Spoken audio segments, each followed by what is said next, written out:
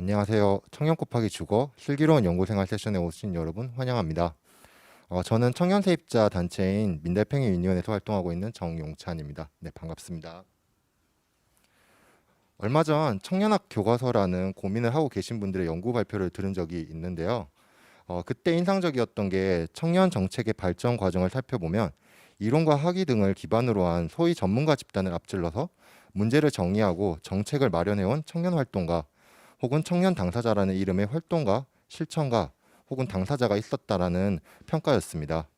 오늘 세션은 민달팽이 유니온이 운영하고 있는 서울시 청년주거상담센터의 연구지원 사업인 슬기로운 연구생활의 참여 연구자들과 함께하는 세션입니다.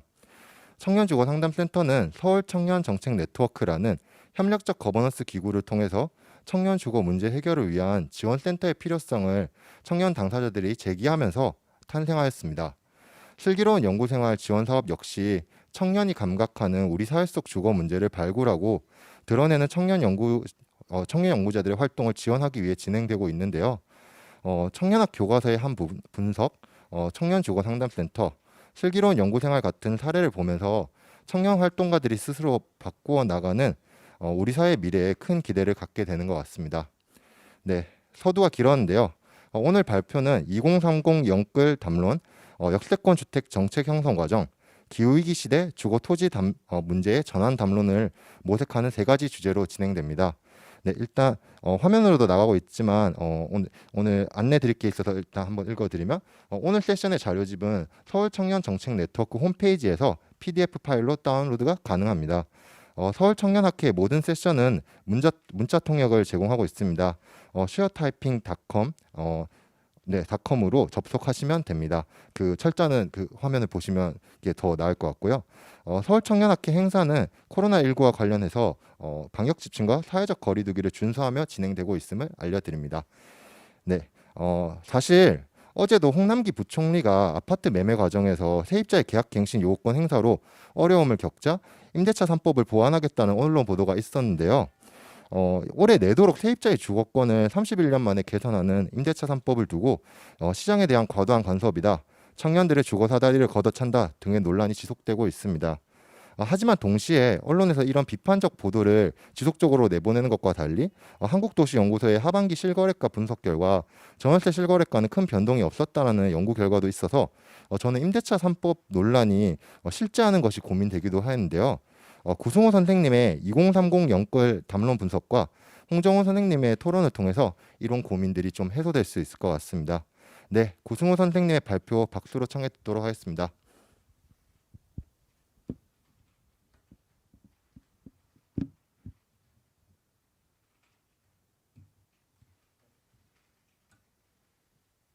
안녕하세요.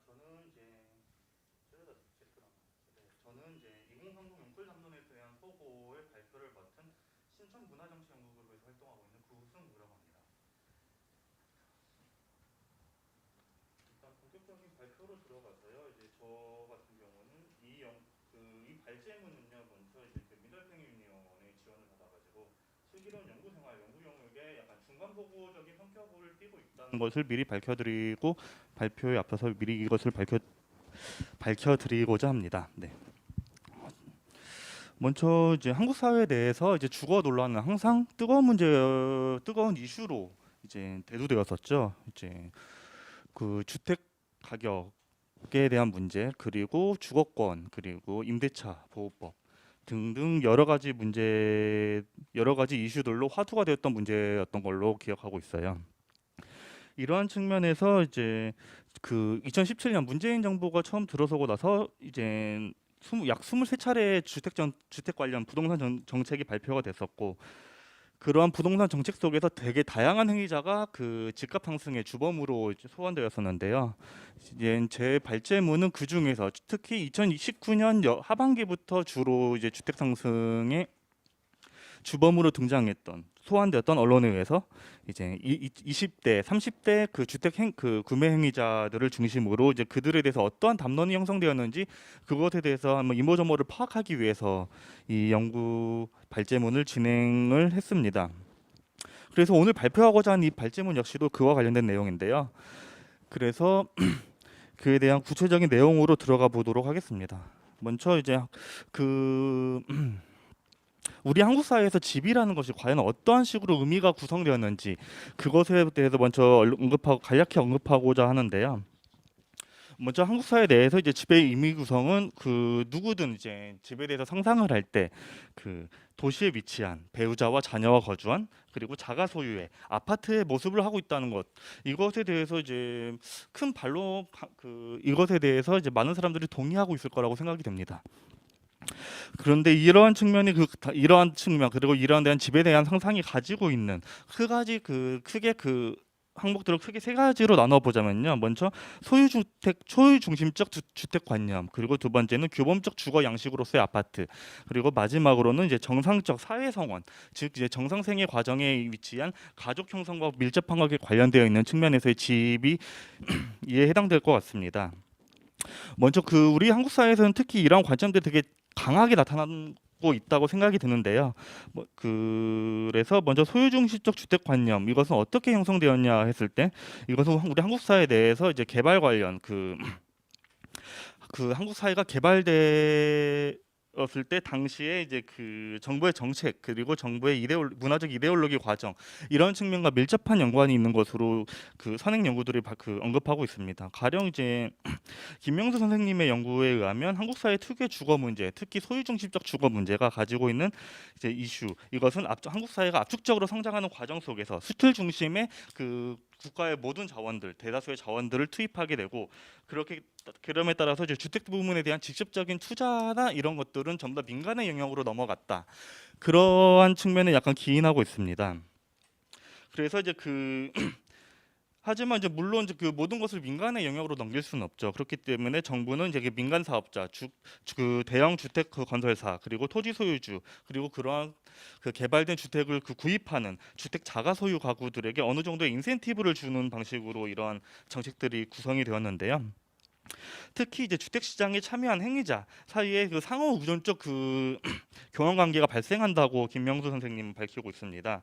그래서 이제 주택을 구입한 가구들에게는 그 주변의 인프라 같은 것들을 이제 개발하고, 그런 것들을 통한 이제 자신의 구입한 주택의 자산 가치 상승의 기회를 마련하고, 건설사들에게는 주택 개발을 통한 개발 이익을 어느 정도 이제 보장받게 해주는 이러한 방식으로 이제 그간 정책들이 이제 구성되어 왔었고, 또한 이제 주택을 자가 소유하는 사람들에게 입장에 있어서는 더불어서 이제 소유한 주택을 통해 가지고 금융기관으로부터 이제 신용이라는 하나의 신용 자산을 부여받게 되고, 또한 임대를 통해 가지고 이제 지대 수익을 받을 수 있는 것들을 보장을 해주는 일종의 경제적 안정이라는 생계주의를 이제 보장받을 수 있는 역량을 이제 제공했다고 합니다.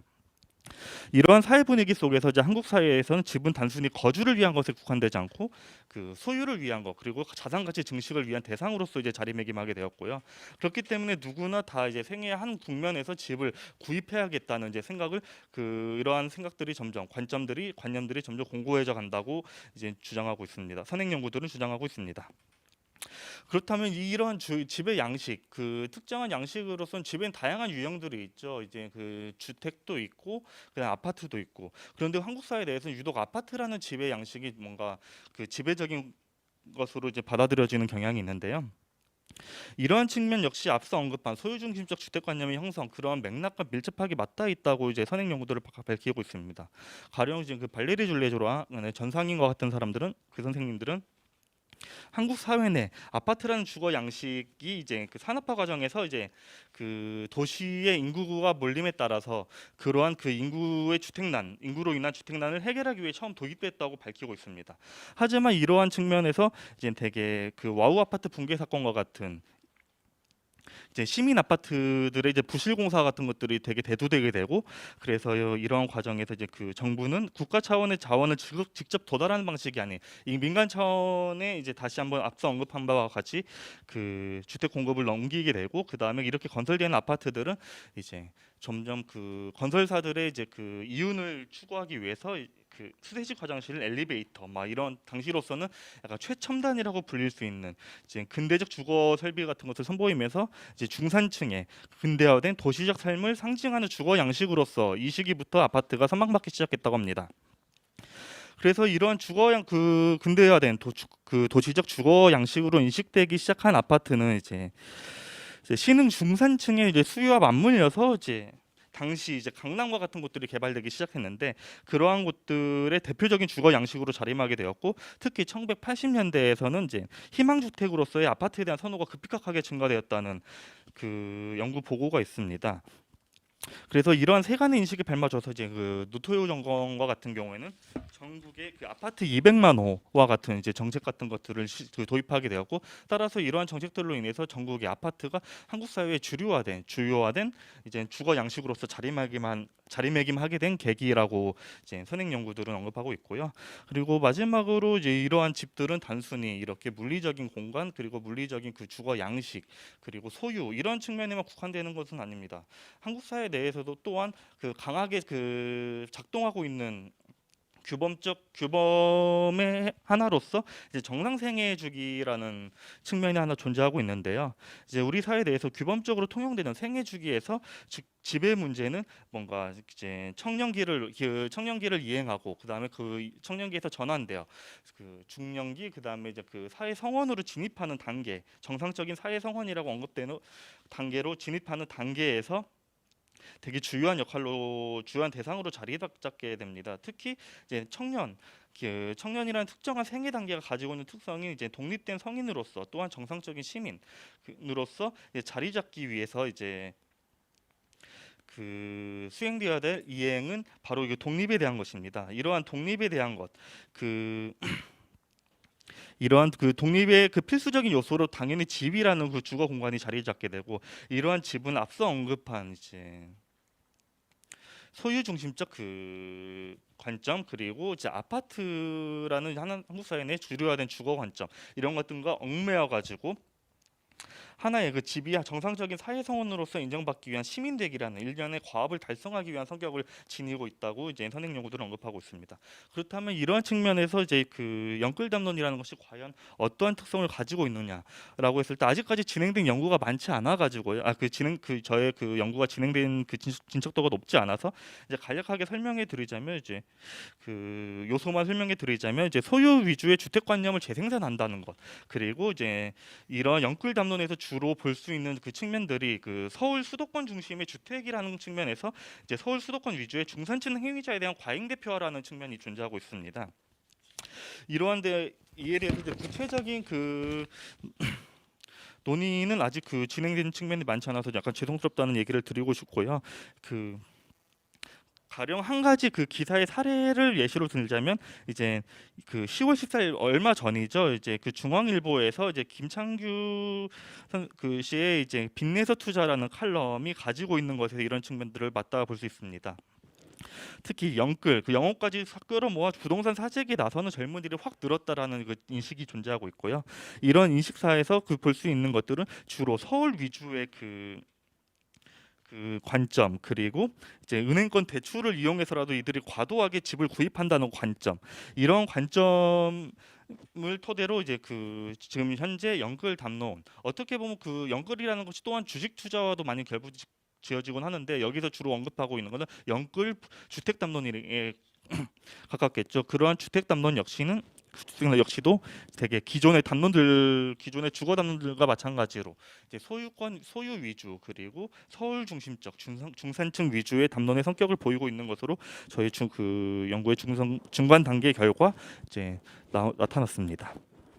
아직 그 미진한 지점이 많은데요. 그래서 약간 납작한 약간 그 원고일 수도 있다고 생각이 많이 듭니다. 그래서 이에 대해서 이제 저 발표는 여기까지 마치고요. 이제 네, 토론이라던가 아니면 플로어 그 영상을 보고 계시는 분들의 이제 그 질의에 의해서 많은 점들을 좀 더 이제 지적받고 이제 배우고자 합니다. 네, 저 발표는 여기까지 하겠습니다.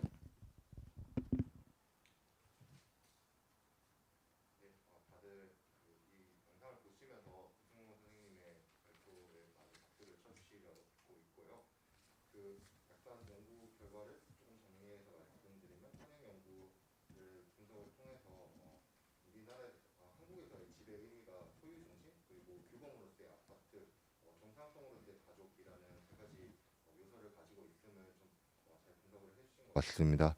또 저희가 흔히 이렇게 이런 거 아닐까라고 생각이 됐던 것이기도 하지만 자가 구입을 추구하는 어떤 사람들 그리고 민간 건설업자들, 토지 소유자 간의 인센티브를 주는 정책 설계의 특성도 잘 분석을 해주신 것 같고 최근에 있어서 나오고 있는 영끌 담론과 관련해서는 소유 위주 중심의 주택관념이 재생산되고 있는 점 그리고 서울 수도권 중심의 과잉 대표화 문제에 대해서 잘 지적을 해주신 것 같습니다. 네, 이런 영끌 담론에 대한 분석을 이어서 한국도시연구소에서 연구원으로 활동하고 계신데요. 홍정훈 연구원님의 토론 듣도록 하겠습니다.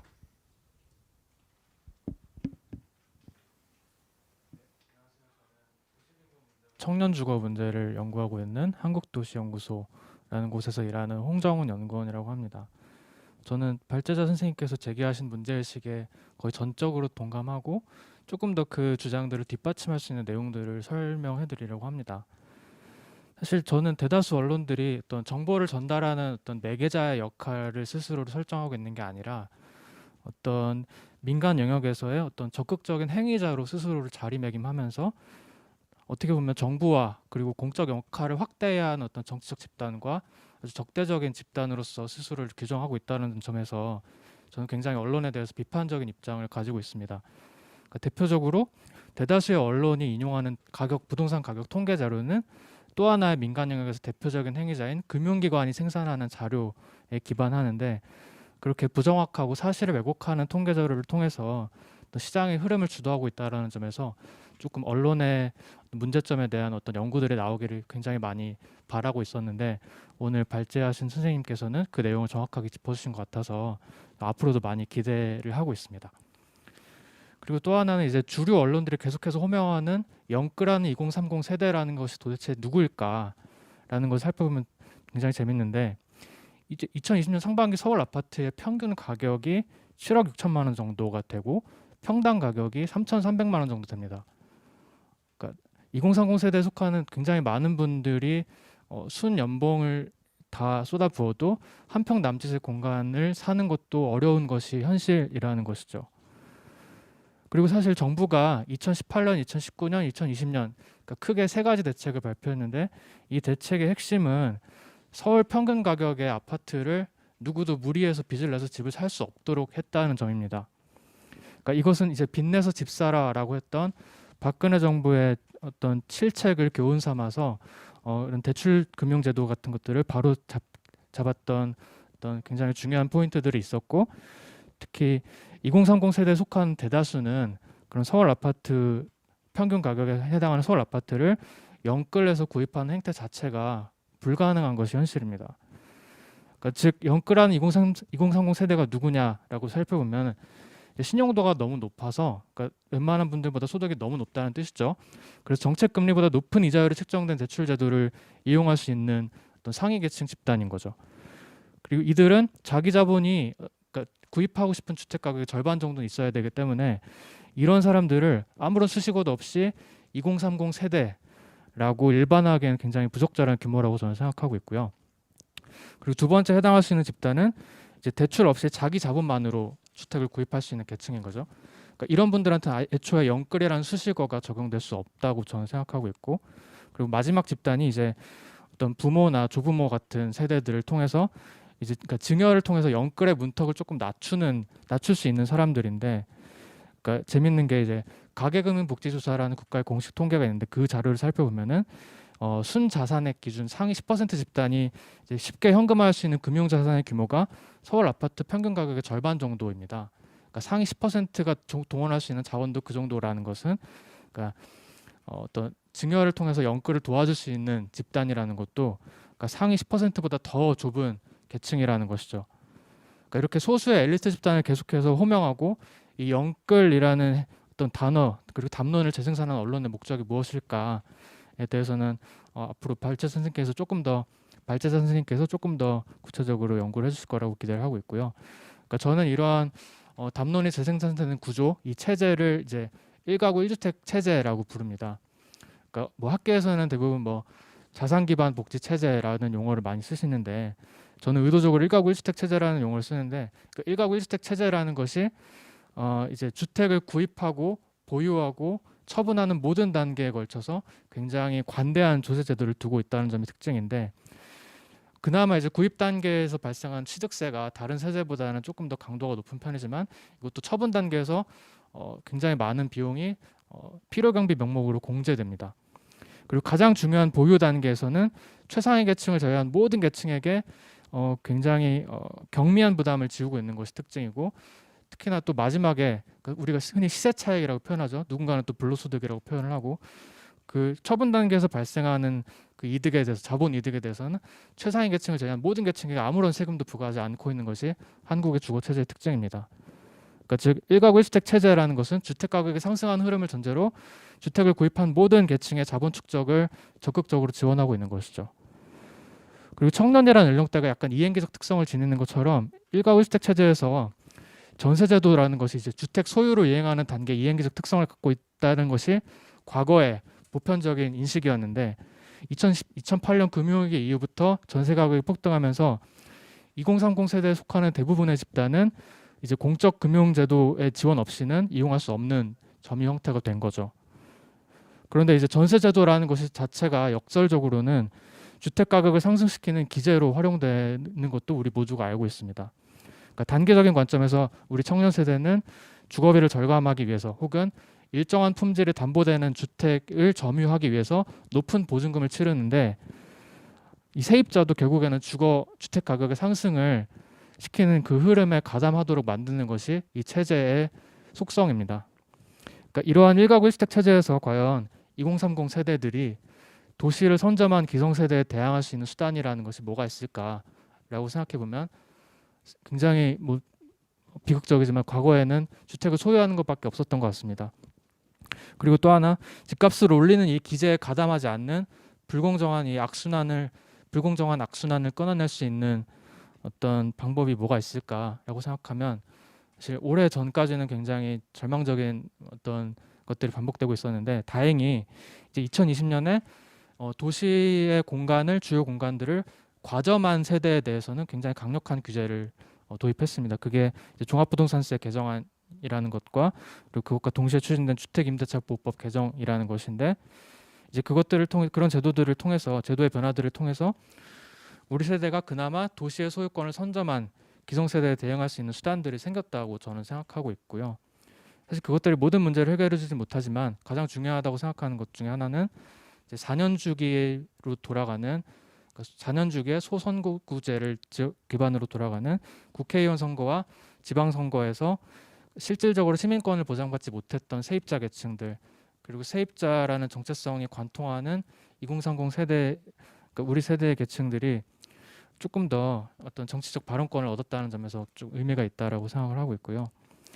그래서 우리가 앞으로 풀어나가야 될 과제들을 좀 생각해 본다면, 이제 세입자라는 정체성을 약간 이행기적 특성으로 바라보는 집단과 그리고 고정적인 정체성을 받아들이는 그 크게 두 가지 집단이 있을 것 같은데, 이 두 집단의 어떤 공통적인 목소리를 낼 수 있을 만한 제도 변화, 그러니까 제도 개선안이 무엇일까라는 것들을 풀어나가는 것들이 우리의 과제라고 저는 생각하고 있고요. 그리고 그동안 어떤 정치 세력으로부터 옹호받지 못했던 그런 경험들을 극복하는 것이 우리 세대가 앞으로 풀어나가야 될 가장 중요한 과제인 것 같습니다. 그래서 궁극적으로 저는 이제 주거 문제를 연구하는 사람이다 보니까 이제 영끌 담론 이 기반을 두고 있는 이 지속 가능하지 않은 1가구 1주택 체제를 변화시키는 것, 그것들을 변화시키기 위해서는 단순히 어떤 철학적인 의미로서의 집은 구입하는 것이 아니라 거주하는 공간이다라고 주장하는 것을 넘어서서 이 1가구 1주택 체제의 어떤 면들이 이런 담론들을 재생산하고 있는지를 우리가 정확하게 알고 어떤 것들부터 변화시켜야 되는지를 같이 찾아보는 것이 앞으로 우리가 해야 될 과제인 것 같습니다. 네, 감사합니다.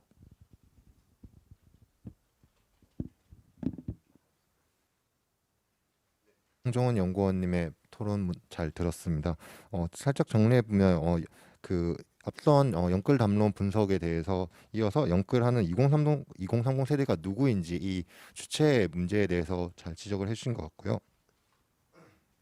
그리고 이어서 약간 도시를 소유한 기성 세대에 대항하는 수단이 무엇일지와 관련해서 정부 올해 있었던 종합부동산세 개정이라든지 주민법 개정의 중요성들에 대해서 의미를 짚어주시면서 이런 것들을 잘 활용을 하는 것에 대한 필요성, 그리고 이어서 단연 주기의 소선거 구제의 문제를 얘기해 주시면서 정치적 제도와 이런 주거 지금 현재 일가구 1주택 체제의 문제를 연결해서 또 말씀을 해주셨습니다.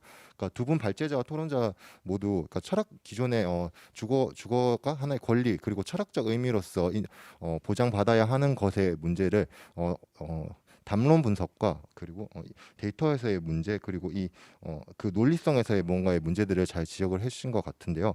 저는 홍정원 연구원님의 토론을 들으면서 조금 구승호 발제자님 선생님께 여쭤보고 싶었던 게 하나가 생겼는데 그 영끌하는 2030 세대가 누구인지에 대해서 말씀을 주셨잖아요. 이것과 관련해서 사실 승우 선생님께서는 이것을 그러니까 소유 위주 중심의 주택 관념이 재생산되고 있고 서울 수도권 중심에 살고 있는 어떤 누군가가 과잉 대표화가 되고 있는 문제를 말씀을 해주셨습니다. 근데 기존의 언론을 중심으로 해서 담론 분석을 한다고 했을 때 그러면 영끌하는 2030 세대 신용도가 높은 사람들 혹은 대출 없이 자기 자본만으로도 주택을 구입할 수 있는 사람들 혹은 중여를 통해서 영끌의 문턱을 낮출 수 있는 누군가 외에 호명되지 않은 청년 세대들이 분명 있을 것 같아요. 과연 언론이나 뭐 기존의 학계일 수도 있을 것 같은 이쪽 호명되지 않는 청년들의 담론은 도대체 어떻게 형성이 되고 있고 누가 이야기를 해주고 있는지 혹시 간단한 의견이나 좀 알고 계신 바를 들을 수 있을까요? 네. 먼저 좋은 토론에 대해서 감사드리고요. 그리고 이제 영찬님의 질문에 대해서 이제 제가 알고 있는 선에서 간단하게 답변을 해보자면 지금까지 이제 주택을 구입할 수 없었던 이들, 그 다음에 여기서 이제 영끌 담론에서 이제 주체로 등장하지 않았던, 언급되지 않았던 비과시화됐던 이들, 말 그대로 비과시화됐던 이들을 언론에서 어떤 식으로 얘기하고 있느냐, 약간 여기서 혁명 모습이 발생하긴 하는데요. 약간 다른 범주로 접근하고 있는 것 같다는 생각이 들었어요. 가령 이제 최근에 이제 코로나 시대에 이제 고시원에서의 삶과 같은 그런 것들을 이제 주목하고자 하는 이제 기획기사 일부 언론의 기획기사가 존재하고 있었고, 또한 예전에서 학계에 대해서는 주로 이제 고시원이라던가 아니면 이제 새 들어 살 수밖에 없는 사람들, 그런 사람들의 입장에서 이제 이러한 담론들이 많이 형성되었던 것 같아요. 하지만 이 역시도 주로 서울 수도권 중심의 서울 수도권에 위치한 이들의 약간 그들을 중심으로 이제 이런 얘기가 형성되었다. 약간 이런 생각이 많이 들고 있고요. 그래서 이제 지방에 사는 사람들, 이제 지방에서 이제 새들어 사는 사람들이라던가 아니면 지방에서 이제 주택을 구입하고자 하는 사람들, 이런 사람들에 대한 담론은 아직 그게 많이 제 기준으로서는 많이 찾아보기 힘들었던 것 같아요. 그래서 이와 관련된 담론들이 적극적으로 좀 그들의 삶은 어떠한지 이런 것들이 생산될 필요성을 좀 더 느끼고 있고요. 더불어서 이제 주거 담론이 이제 소유가 아닌 이제 우리가 거주함에 대한 담론 위주로 이제 많이 재편되어야 된다. 약간 그런 측면에서 담론들이 좀 더 많이 생산되어야 한다. 어떠한 주택에서 어떻게 거주를 해야 되고 그들의 이제 소유 구입과 소유의 입장이 아닌 이제 그다음에 지금 현재 이제 많은 사람들은 어디에 거주하고 있으며 이제 그들의 삶은 어떠한지에 대한 조명들이 좀 더 깊이 더 많이 이루어졌으면 한다는 생각이 들었습니다. 네, 이거 마지막은 후반부는 이제 제 의견이고요. 전반부에서는 이제 서울 수도권 위주로 많이 재편되고 있는 것 같다. 많이 재현되고 있는 것 같다. 그러니까 이 정도로 답할 수 있을 것 같습니다. 네, 구승호 선생님의 의견 감사하고요. 제가 사실 지금 보고 있는 그러니까 좀 기술적인 문제로 유튜브에 댓글을 못 보고 있었는데 제가 댓글에서 온 질문들을 좀 공유를 드리고 답변을 서로 나누면 좋을 것 같은데요. 일단 세안전님이신 것 같은데 영어라서 정확한 아이디를 제대로 읽은 건지 모르겠지만 주택 매매 시에 세금을 50% 내게 되는데 세금을 이만큼 내도 불로소득이라고 볼 수 있을까라는 질문을 주셨고요. 질문이 하나 정도 더 있어서 이어서 말씀드리고 두 분 선생님의 이야기를 들어보면 좋을 것 같은데 두리움 고님이 주택 처분 시에 최상위 계층 이외에는 아무런 부담을 가하지 않고 있다고 하셨는데 외국은 다른가요? 라는 질문을 주셨습니다. 일단 두 번째 질문과 관련해서는 홍정훈 연구원님이 좀 더 답변을 잘해 주실 것 같아서 해주시면 감사하겠습니다. 네. 그 주택을 매매할 때 내는 세금은 이제 매수하는 사람은 취득세를 낼 것이고 매도하는 사람은 양도소득세를 내야 할 것인데 양도소득세 같은 경우는 이제 그 매도한 주택 가격이 9억 원을 넘지 않으면 애초에 비과세 대상으로 간주됩니다. 근데 이제 뭐 조세제도가 어느 정도 발전한 국가들에서는 소득이 있는 곳에 과세를 한다라는 원칙을 흔드는 경우는 거의 없죠. 뭐 근데 약간의 예외들은 있습니다. 그러니까 아까 자산 기반 복지 체제라고 말씀드렸는데 그런 체제가 이제 주요한 국가들에서는 어느 정도 양도소득세를 감면해주는 제도들이 있는데 한국처럼 아예 면세를 하는 제도 국가는 저는 개인적으로 찾아보지 못했습니다. 그래서 아까 뭐 주택을 매매할 때 50% 정도의 세금을 낸다라고 하셨는데 그런 경우는 굉장히 드문 케이스라고 알고 있습니다.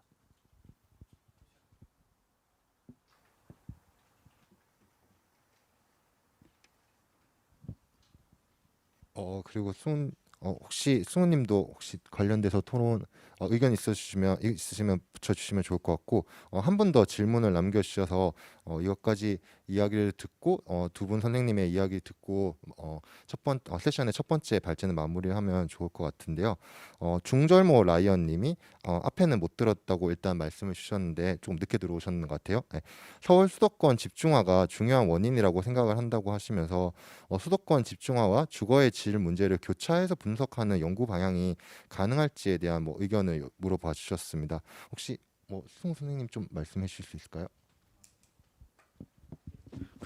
이제 일단 제 그 작업에 집중하고 있는 것은요. 이제 주거의 질이라던가 이런 측면에 집중하는 것이 아니라 현재 그 작금의 이제 주거 담론이 어떠한 측면을 주로 조명하고 있고 어떠한 관점을 재생산하고 있느냐. 약간 그런 언어와 상징의 그 차원에서 좀 더 집중하고 있습니다.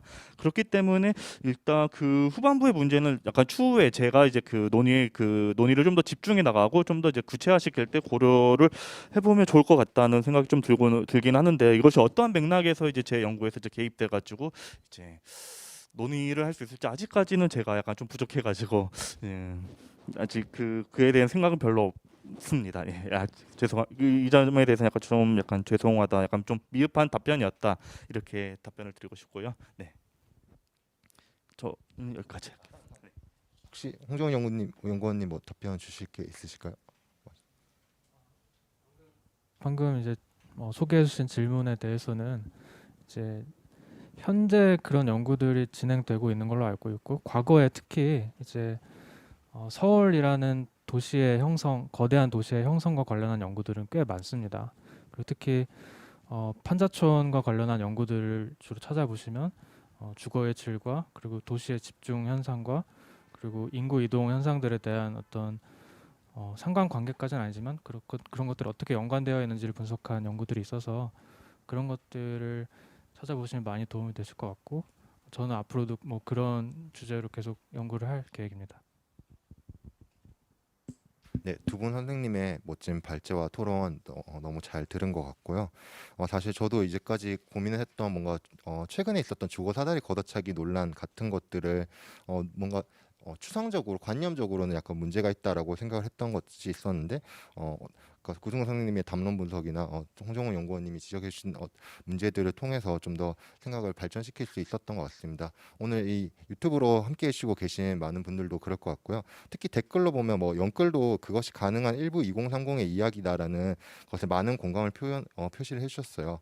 정말 이 문제를 많은 분들이 공감을 할 수 있다는 것을 알 수 있는 발표였던 것 같습니다. 네, 이것으로 약간 저희 세션의 첫 번째 발표는 좀 마치도록 하겠습니다. 네. 저희가 지금 장소의 협소함으로 인해서 굉장히 여러분들은 저만 보고 있어서 그렇게 느껴지지 않을 수 있을 것 같은데 장소의 협소함으로 인해서 두 번째 발표자 와 토론자분들과 또 첫 번째 발표자와 토론자님 간에 좀 교대를 하는 시간을 가지고 있습니다. 이 부분으로 인해서 제가 조금 시간을 끌게 될 것 같고요. 사실 두 번째 발표에 이어서 세 번째 발표 때도 이런 식으로 시간을 끌 것 같은데 조금 그런 부분 양해를 구하고 제가 약간 좀 기술적인 문제로 지금 댓글을 실시간으로 보지 못하고 있는 문제가 있는데요. 그래서 혹시 질문을 주신 것들을 충분히 전달은 받고 있는데 만약 제가 질문을 토론자와 발제자님께 전달을 못해서 답변을 못 듣는 부분이 있다면 미리 양해를 좀 구하도록 하겠습니다. 이 부분은 약간 좀 죄송하다는 말씀 드리고 싶고요. 네, 이제 두 번째 발표를 좀 준비해 보도록 하겠습니다. 며칠 전에 국회 국토교통위에서 국정감사 과정에서 서병훈 민주당 의원이 역세권 주택의 보증금이 1억 3,700에 월세 66으로 너무 비싸서 10가구 중에 4가구는 공실이라는 문제를 지적하는 언론 보도가 있었습니다. 또 곧 용산 삼각지역에 청약이 시작되는 역세권 주택 역시 그 보증금이 1억이 넘는 경우가 있는 것으로 드러나면서 그러니까 제가 아는 주변의 청년들도 이런 집에 어떻게 들어가서 사냐고 이야기하는 것을 듣기도 하였습니다. 서울시가 청년 주거 문제 해결을 위해서 야심차게 설계한 역세권 청년 주택 이에 대한 논란이 지금 끊이지 않고 반복되고 있는데요. 네, 박연서 선생님과 한손혜 선생님의 역세권 주택 정책 형성 과정 분석을 통해서 이 정책이 만들어지는 과정에서 어떤 문제가 있어서 지금까지 논란이 되고 있는지 이해할 수 있지 않을까 합니다. 또 토론자이신 김성훈 선생님 역시 이전에 역세권 주택과 관련된 조례에 분석 연구를 하신 바가 있어서 더 흥미로운 토론을 해주시고 또 연구에 대한 조언도 해주실 수 있지 않을까 합니다. 네, 박연서 선생님과 한손혜 선생님의 발표 박수로 청해 듣도록 하겠습니다.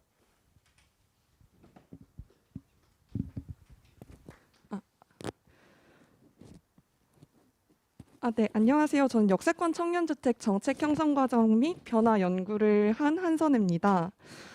사실 중앙정부와 서울시는 최근 청년들을 대상으로 한 다양한 주택 정책을 펼치고 있습니다. 그중 저희가 연구 대상으로 왜 역세권 청년주택을 선정했는지부터 좀 말씀을 드리고자 합니다. 역세권 청년주택은 굉장히 독특한 정책적 특징을 가지고 있습니다. 우선 한 축으로는 역세권의 임대주택을 만든다는 것, 그리고 다른 축으로는 청년들을 대상으로 한다는 것, 그리고 마지막으로는 공공과 민간이 협력해서 공급하는 임대주택이라는 특징이 있습니다. 그렇지만 역세권 청년주택은 청년들의 주거 안정을 위한다는 정책 목표와는 다르게 높은 임대료로 상당히 많은 비판을 받고 있는 정책이기도 합니다.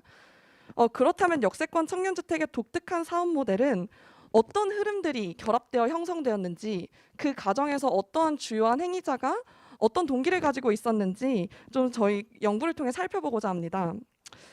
본격 연구 질문을 해결하기 전에 역세권 청년주택의 사업 모델을 먼저 파악할 필요가 있어 좀 설명을 드리고자 합니다.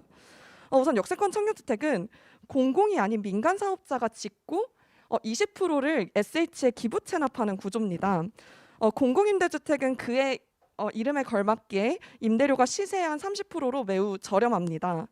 나머지 민간 임대분 중에 일부는 특별공급이라고 해서 공공이 지원하는 민간 임대주택이고 시세 한 85% 정도로 책정되어 있으며 나머지 전체 중에 64%는 민간 임대 일반 공급분으로 시세 95%로 책정되어 있습니다. 즉 역세권 청년주택은 민간을 활용해 공공이 공급하는 그런 정책인데요. 민간을 사업에 참여시키기 위해서는 참여시키기 위해서 다양한 정책적 혜택을 좀 부여를 하고 있습니다. 용도지역 상향, 사업 절차를 간소화한다든지 규제를 완화한다든지 대신 민간은 공공에게 공공임대주택을 20% 정도 기부 체납하고 청년 커뮤니티를 신설하는 그런 의무 조항을 가지고 있기도 합니다. 이처럼 공공이 민간을 활용하는 주택 정책은 굉장히 이전부터 존재했습니다.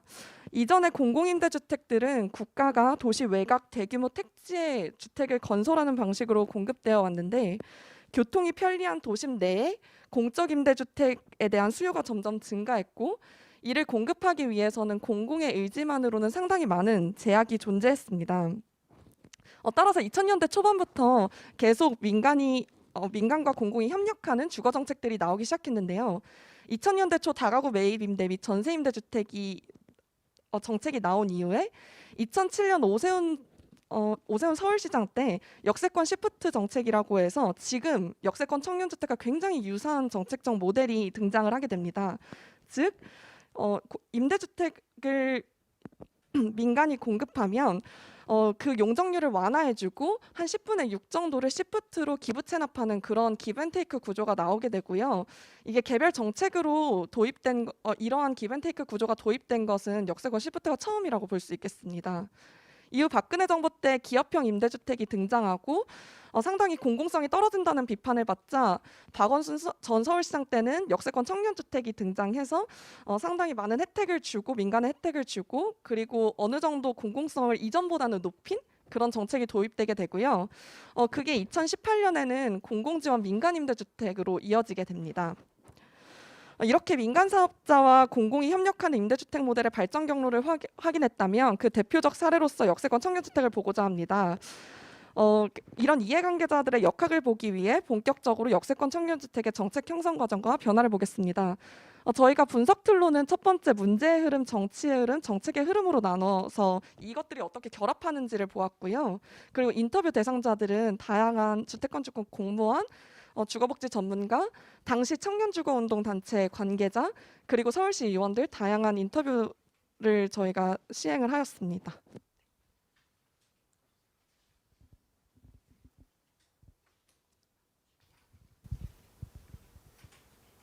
네, 다음으로 그러면 구체적으로 어떠한 방식으로 그 행정 정책과 관련된 흐름들이 이어졌는지에 대해서 설명드리도록 하겠습니다. 먼저 문제의 흐름 파트에서는 역세권 청년주택 정책의 형성에 기여한 다양한 상황적 맥락에 대해 설명을 드리고자 합니다. 서울시는 총 인구 1,000만의 거대 도시임에도 불구하고 중심부보다 주변부의 개별 밀도가 높은 기형적인 토지 이용 패턴이 형성되고 있습니다. 특히 도심지의 전밀 개발 경향은 역세권 지역에서 뚜렷하게 나타나고 있으며 서울시는 이에 따라서 97년도부터 도시기본계획을 수립하여 역세권 중심 공간 구조를 구상하였고 최근에는 이를 대중교통 중심 개발과 연계하여 실시하려는 움직임을 보이고 있지만 여전히 서울시의 상업지역 평균 개발 밀도는 307%인 반면 역세권의 평균 개발 밀도는 160%에 머무르고 있습니다. 그리고 서울시는 2013년 2030 서울 도시 기본 계획을 발표하고 직주 근접을 통한 컴팩트 시티로의 도시 구조 변화를 천명하기도 하였습니다. 이는 기존의 역세권 개발 개혁이 상업 업무 시설 중심이었던 데서 더 나아가서 주거 시설과 비주거 시설의 균형 있는 복합 용도 개발과 활성화를 도모하고 있다는 점에서 의의를 지닌다고 이야기할 수 있습니다. 또한 최근에 서울시는 또한 최대 용적률을 1250%까지 끌어올려서 전격적인 도심 고밀 개발에 착수하고자 하는 모습을 보이고 있고 이에 따라서 최근에는 3040 주택 등 다양한 세대를 위한 신도심 가구 공급 정책 역시 계획 중에 있습니다. 다음 흐름은 청년 주거 빈곤 및 임대주택 공급 부족에 관한 내용인데요. 청년 주거 문제는 여기 계신 많은 분들이 공감하고 계실 이슈일 텐데 구체적인 수치를 통해서 보자면 2018년도에 청년 가구의 월소득 대비 주택 임대료 비율은 20.1%로 일반 가구보다 높게 나타났고 그중에서 최고 주거 기준에 미달하는 가구 역시 2010년 기준 청년 1인 가구가 일반 가구보다 높게 나타났습니다. 또한 청년을 대상으로 한 임대주택 공급 부족 역시 또 다른 맥락으로 짚어볼 수 있는데요. 공공임대주택은 그 공급량이 한정되어 있기 때문에 기초생활수급자 등 다양한 주거 취약계층에게 우선순위를 줄 수밖에 없게 되었고 이 과정에서 청년은 정책의 사각지대에 머무르게 되는 역할 역시 수행하게 되었습니다. 그래서 이러한 문제의식을 실제 수치를 보아도 20대 공공임대주택 비율은 0.5에서 2.6%에 머무르고 있다는 한계 역시 지니고 있었습니다.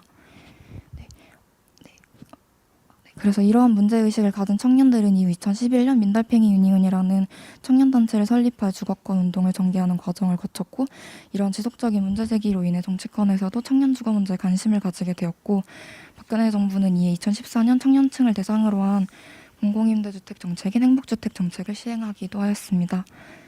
그리고 현재 청년주거 정책은 연령과 청년의 내부 기준을 다양하게 만들어내서 별도의 공급량을 만들어내는 방식으로 전개되는 모습을 보이고 있기도 합니다. 다음은 해당 역세권 청년주택 정책을 둘러싼 정치적 흐름에 대해서 간단하게 설명을 드리고자 하는데요.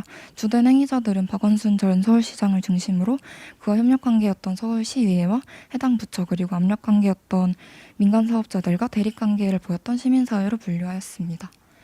네, 먼저 박원순 서울시장 같은 경우에는 강력한 권한을 지닌 정책기업가로서 정책의 창을 열었던 인물인데요. 기존의 다양한 방식을 통해 청년 이슈에 공감하고 관련된 정책을 만들기 위해 노력하였고 동시에 임대주택 공급 확대와 역세권 개발이라는 정책과 목표를 달성하기 위해 해당 정책을 구상하고 추진하였다고 볼 수 있습니다. 네, 그래서 2011년도에는 보궐선거에 이어 2014년 지방선거에 재임에 성공했고 당시 높은 지지율과 동시에 여러 언론에서 대권 후보로 언급되기도 하였고 관련 인터뷰 결과 박원순 서울시장은 역세권 지역에 청년주택을 공급하는 아이디어를 먼저 주택건축국에 제시하기도 하였습니다. 이러한 노력들은 해당 정책이 민간 사업자들의 이익과 청년계층의 지지를 동시에 얻을 수 있을 것이라는 예상에서 출발한 것이었고 정책이 빠르고 추진력 있게 집행될 수 있었던 것은 그의 높은 정책 의지가 반영된 결과였다고 거의 모든 인터뷰들이 응답하고 계셨습니다. 네, 다음은 협력관계인 서울시의회에 관한 내용인데요. 역세권 청년주택 관련 법령이 통과된 제9대 서울시의회는 106명 중에 72명이 더불어민주당 소속인 여대 야소 형태였고 이는 서울시에서 추진하는 계획에 힘을 실어주기에 유리한 정당 구조로 볼 수 있었습니다. 네. 그래서 초기에는 정책을 둘러싸고 해당 정책을 개발의 필요성에 대한 합의가 충분히 이루어지지 않아서 해당 정책을 둘러싸고 왜 그리고 시의회와 사전 협의가 없었는지에 대한 문제 등으로 인해서 초기에는 약간 갈등을 빚기도 하였으나 이후에는 역세권 직주 근접한 곳에 청년주택을 건설하는 것이 필요하다는 합의성에 모두 공감하여 이후에는 여야 큰 반대 없이 무리 없이 정책이 실시되는 모습을 보이기도 하였습니다. 네, 다음은 정책을 함께 구상하고 집행하였던 주택건축국과 도시계획국에 대한 내용입니다. 주택건축국은 박원순 전 서울시장과 역세권 청년주택을 함께 구성한 주요 행위자로서 서울시는 정책을 둘러싼 갈등을 예방하고 신속한 정책을 추진하기 위해 지구단위 계획 결정과 사업 승인 결정을 주택건축국에 일임하고 도시계획국을 협조부서로 배치하였습니다. 또한 통합심의위원회를 설립하여 사업 승인의 신속성과 안정성을 담보하고자 하였는데요. 이는 특정 부서의 사업을 몰아주는 행위로서 정책을 일정 시간에 빠르게 추진하기 위해서 정부에서 취하는 하나의 전략에 해당한다라고 볼 수 있습니다. 한편 도시계획국은 그 용적률 완화 등에 대해서 부정적인 입장을 가지고 있었지만 이후에는 주택건축국에 협조하는 모습을 보였고 하지만 실제 정책 추진 과정에서는 큰 권한을 가지지 못하는 모습을 보이고 있었습니다. 네. 관련된 인터뷰 내용을 살펴보면 자칫 이슈가 중첩될 수 있는 상황에서도 정책기업가가 하나의 부처의 권한을 몰아주는 것은 가시적인 성과를 신속하게 추진할 수 있는 방법이라는 언급이 존재하였습니다. 네. 세 번째 행위자는 압력단체로서의 민간사업자인데요. 민간사업자는 주로 서울시로부터 개발 특혜를 받고자 하는 강력한 동기를 지니고 있었고 이것이 정책의 형성 과정에서도 일종의 커다란 압력으로 작용하였다는 주장 역시 존재하고 있었습니다. 실제로 민간 사업자들은 향상된 용적률을 기반으로 8년의 임대가 종료된 시점에 제한 없이 주택을 매매할 수 있는 사업적 이점이 크기 때문에 이에 따른 기대이익을 함께 고려하여 해당 사업에 참여하고 있는 것으로 분석이 되었습니다. 네. 인터뷰 과정에서도 그들은 이익 창출이라는 분명한 목적과 간명한 요구를 지니고 있었으며 이를 달성하기 위해 끈질기게 노력한다라는 언급이 존재하였습니다. 마지막 행위자는 해당 정책에 비판적인 목소리를 냈던 시민단체들인데요.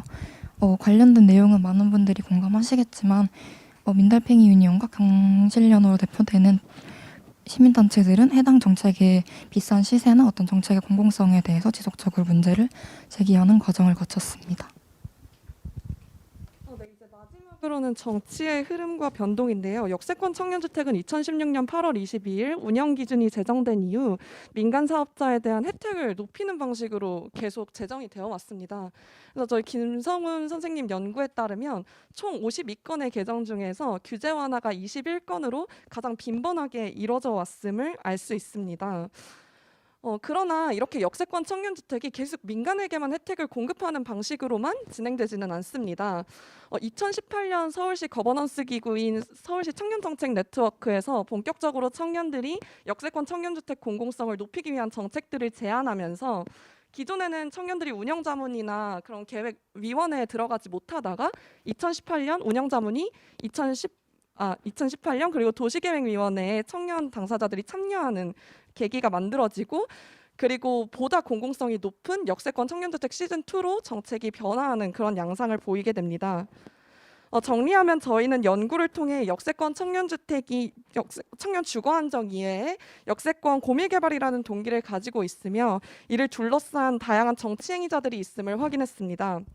여러 흐름과 동기들이 복합적으로 결합된 역세권 청년주택은 결국 공공성이 낮은 사업 모델을 갖게 되었고 청년들에게 부담 가능한 주택이 무엇인지에 대한 문제 제기가 지속적으로 이루어지고 있습니다.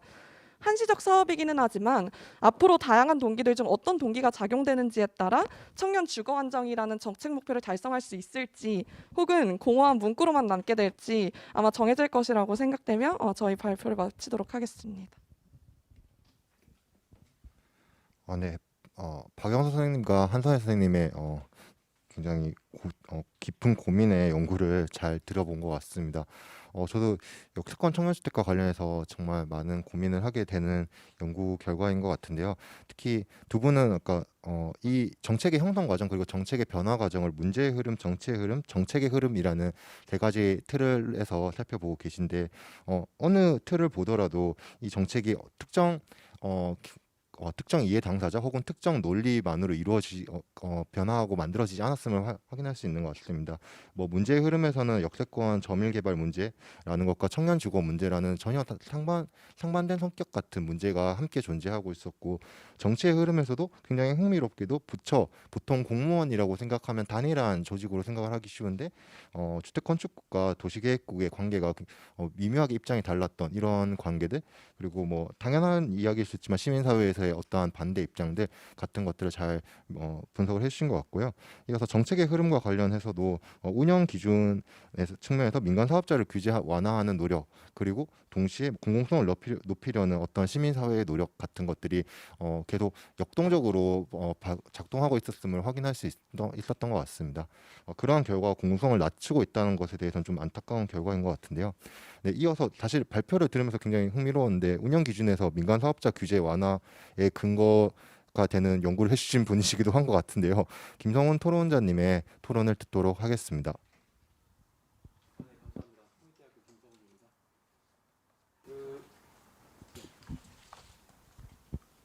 제가 볼 때 홍익대학교 김성훈입니다. 제가 사전에 좀 보내주셨던 아직 작업 중이긴 했지만은 원고를 보았을 때 이 연구의 이는 일단 현재 이 청년 학회에서 다루는 주제로서 굉장히 시의성이 있고 학술적으로 가치가 있는 연구라고 생각했습니다. 왜냐하면 바우준 서울시장이 서울시장으로 재직 중에 역점 사업으로 추진을 하셨던 대표적인 청년 정책이죠. 효과와는 상관없이 그래서 역세권 2030 청년주택의 사례에 정책 형성 과정을 분석을 하게 된다면 저 개인적으로 생각하게 되는 바로는 아무래도 정책 형성 과정에 대한 개선 방안 그러니까 청년 정책을 형성시킬 때 청년이 어떤 역할을 해나갈 수 있을까 부족하다면 어떻게 개선할 수 있을까라고 하는 내용에 대한 실마리가 나올 것 같다고 생각해서 상당히 좀 흥미있게 읽었습니다. 하지만 본 연구가 좀 더 완성이 되었을 때 가치가 높아지기 위해서는 좀 다음과 같은 방향으로 개선이 되면 좋겠다는 아쉬움도 동시에 들었는데요.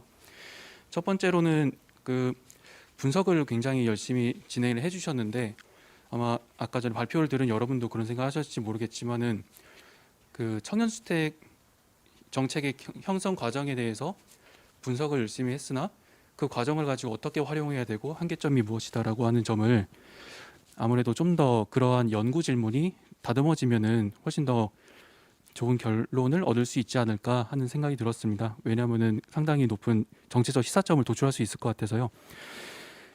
그래서 제가 서류로 나눠드렸던 내용은 너무 기니까 생략을 하고 그 다음에 연구 질문이 그렇게 해서 정리되어서 아까 발표하셨던 그런 분석이 진행되었다면은 그렇다면은 그 연구 질문에 대한 내용을 증명하기 위한 그 방법이나 틀거리, 그러니까 정책 형성 과정에 대한 연구라고 되어 있는데, 분석은 되어 있지만 어떤 이론적 틀거리를 통해서 분석이 되는지에 대해서 아직 제시가 되어 있지 못한 것 같습니다. 하지만 제가 그 연구의 제안서를 읽어봤을 때에는 나름대로 저자분들께서 생각하고 계신 방법론이 있는 것 같았어요. 그래서 그 부분이 좀 더 그 독자들한테 제시가 되고 좀 더 잘 다듬어지면 좋겠다는 생각이 들고, 그리고 내용과 관련해서는 좀 보면서 약간 추가 보완이 필요하겠다고 생각되는 점은 크게 두 가지가 있는 것 같습니다. 일단 첫 번째는 정책 형성 과정에서 이해 당사자들의 그런 입장들을 다양한 인터뷰를 통해서 심층적으로 살펴보셨는데,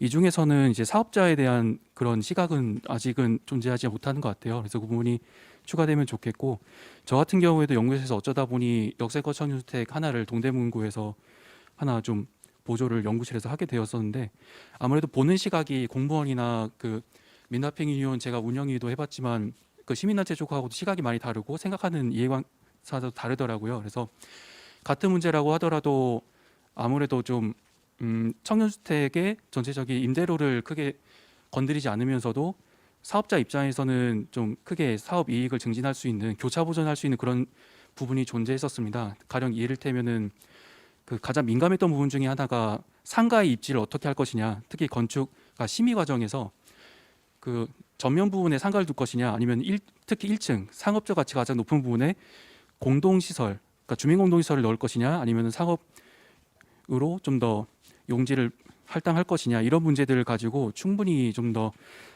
약간 조정이 가능한 부분도 존재하기 때문에, 이런 부분들을 조정하기 위해서 약간 정책 형성 과정에서도 좀 더 개선이 필요한 부분이 있기 때문에 이런 내용들을 좀 알기 위해서는 사업자에 대한 인터뷰도 필요하지 않을까, 이런 생각이 들고, 그래도 한편으로는 아무래도 현재 진행 중이시겠지만은 특히 그 규제 완화나 강화에 대해서는 이거는 좀 더 맥락에 따라서 심층적인 검토가 필요한 것 같습니다. 저 같은 경우에는 운영 지침을 다소 기계적으로 좀 해석한 한계가 있는데, 대표적으로 주차 대수 완화 같은 경우에는 그 규제 완화라고 일단은 분류는 해뒀지만 실제로 그렇게 사업자가 진행하는 과정을 살펴본 결과 그러한 경우에는 오히려 사업자 입장에서는 규제로 적용한 경우도 있습니다. 왜냐하면 임무임대 기간이 끝나게 되면 주차 대수가 적은 주택은 가치가 떨어질 수밖에 없습니다. 그래서 차후에 그 분양 전환을 할 때 걸림돌이 될 수도 있는 면이 있기 때문에 그런 부분들을 아까 말씀드린 사업자 인터뷰 등의 그런 자료를 좀 더 교차 검토를 하셔서 보완하시면은 훨씬 더 좀 심층적인 깊이 있는 연구 결과가 도출되지 않을까, 좀 그런 생각이 듭니다.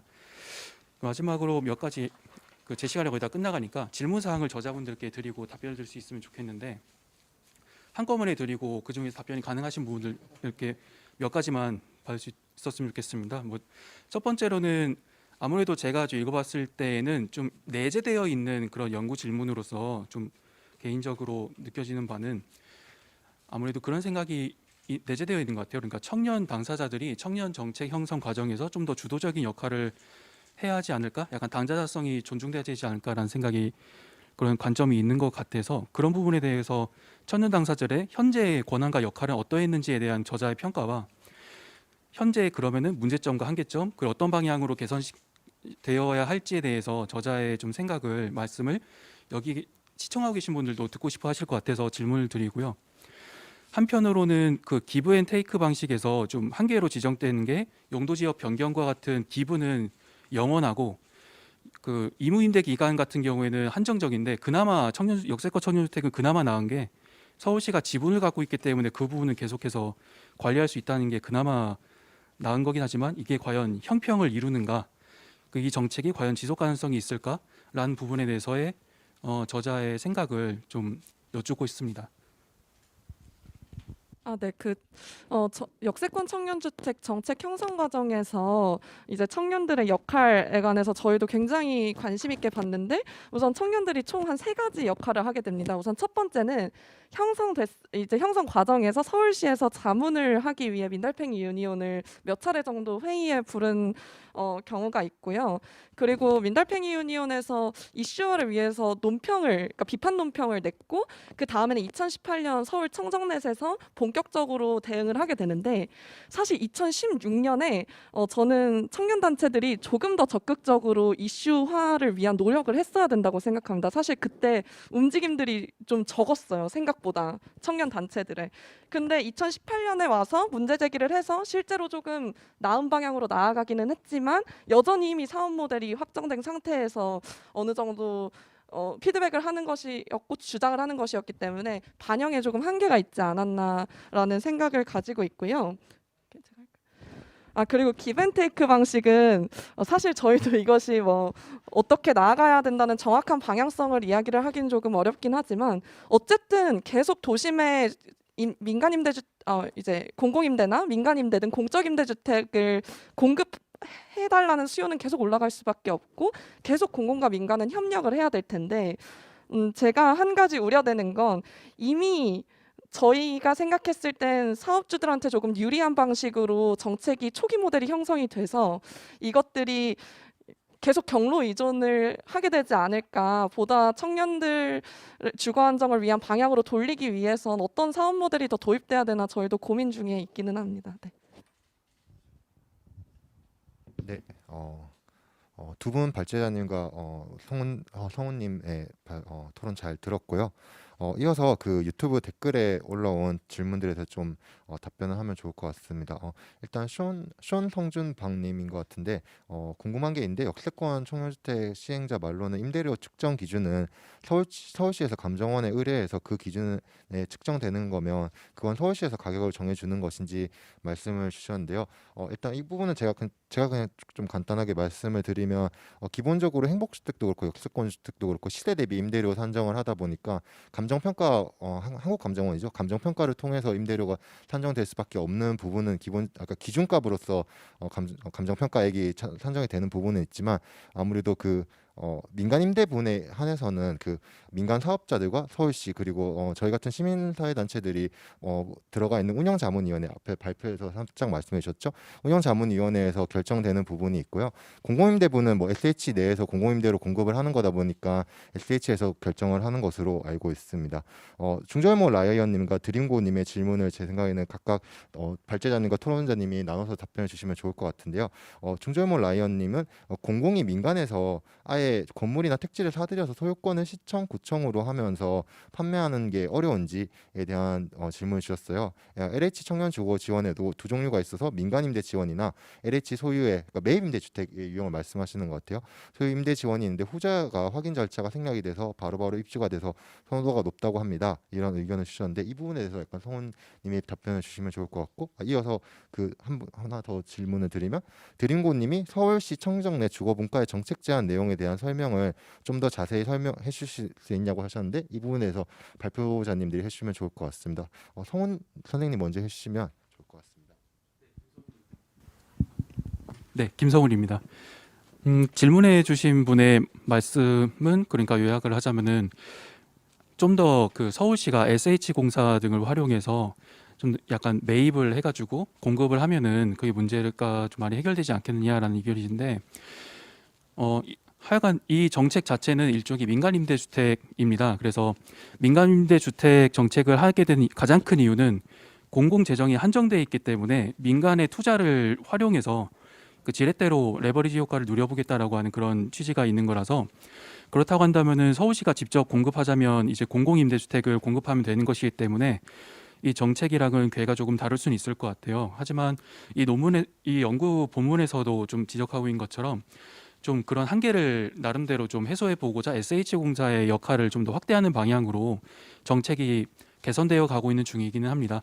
하지만 그거와 별개로 아무래도 청년 관련해서 현재 전 국가적인 문제가 되기도 했고 그걸 바라보는 뭐 청년 사회에서의 시각이야 다르겠지만 좀 더 현재 이제 서울시나 국가에서 그 행하는 정책들이 가만 살펴보면은 재정적으로는 전혀 약간 타격을 받지 않은 선에서 좀 약간 재무적으로 지원을 해주는 간접적으로 지원을 하거나 또 역세권 청년주택의 기브앤테이크 방식의 핵심은 그 돈이 들지 않는 그 행정의 도시계획 고권이라고 하는 독점적 권리를 활용해서 새로 이제 민간이 원래 현재 약간 도시계획 법제상으로는 얻을 수가 없는 공간을 새로 창출할 수 있도록 규제를 풀어줌으로써 얻는 그 공간을 가지고 지분을 나눠서 한 20%는 우리가 서울시가 가져가고 나머지는 당신들이 늘어난 공간을 활용하도록 하십시오라고 하는 그런 면에 가깝거든요. 그래서 도장을 가지고 약간 좀 쉽게 얘기하면 도장을 가지고 새로 가치를 창출해서 그걸 나눠 가지는 방식이기 때문에 가능한 사업이라서 이 부분이 해결이 되기 위해서는 아무래도 예산 투입에 대해서 우선순위나 그에 대한 인식이 근본적으로 바뀔 필요가 있지 않을까 좀 그런 생각이 듭니다.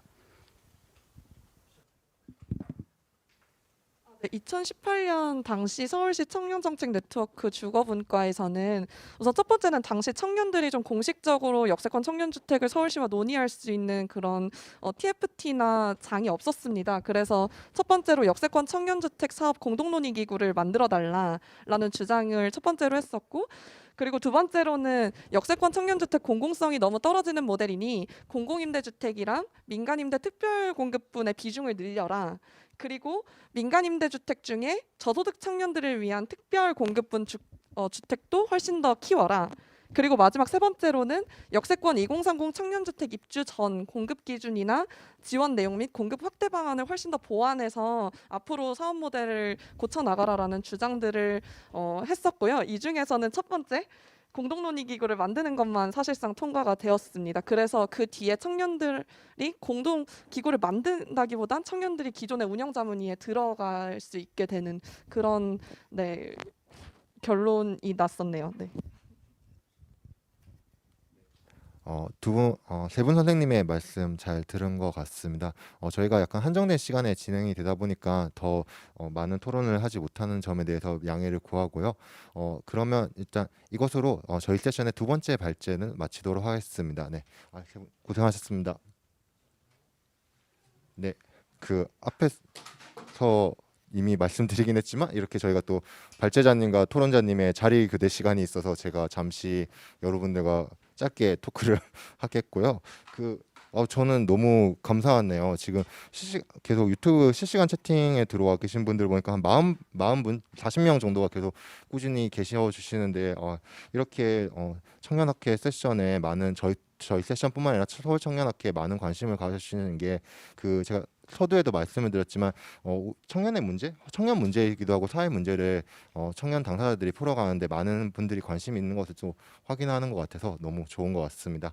네, 얼추 준비가 된 것 같아서 이제 세 번째 발제를 열도록 하겠습니다. 네, 올해 상반기에 한국판 뉴딜이라는 정책이 발표가 되면서 우리나라에서도 그린 뉴딜이 다뤄지기 시작을 했는데요. 하지만 기후위기 문제를 고민해 오신 많은 분들은 정부의 이런 대책에 우려를 표하고 있습니다. 전 세계 학자들도 앞으로 10년간이 우리가 10년간 지금같이 생활을 하면 지구의 온도가 평균 온도보다 2도 이상 높아져서 걷잡을 수 없을 것이라면서 앞으로의 10년이 중요한 분기점이 될 것이라고 지적을 하고 계신데요. 다들 올여름에 예측할 수 없는 폭우 그리고 장마로 고생을 하셨을 것 같아요. 저도 민달팽이 유니온에서 활동을 하면서 주거 상담을 진행을 해보면 올해 폭우로 인해서 그 곰팡이나 누수 문제가 발생을 해서 상담이 들어오기도 하더라고요. 2030년 지구의 미래를 생각을 해보고 또 최근에 저희 같은 곳에서 본 주거 상담 사례를 보면 기후위기에 좀 간담이 서늘해지는 것 같습니다. 또 우리가 살아갈 수밖에 없는 주거 공간에서 기후위기가 큰 문제일 수밖에 없기 때문에 이에 대한 대처 방안을 고민하게 되는 것 같은데요.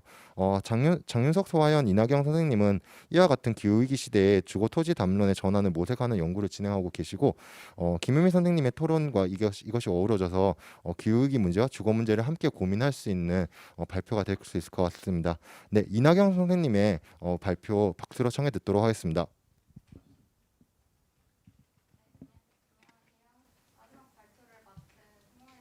입니다.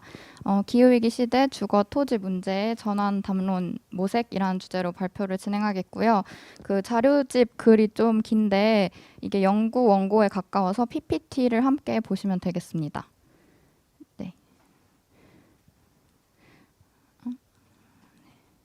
네, 먼저 기후위기로 이야기를 시작하고자 하는데요. 올해 호주 산불부터 코로나 그리고 여름철 긴 장마까지 기후위기가 더 이상 미래의 위험이 아니고 지금 우리 앞에 닥친 재난이라는 것을 우리가 마주를 했습니다.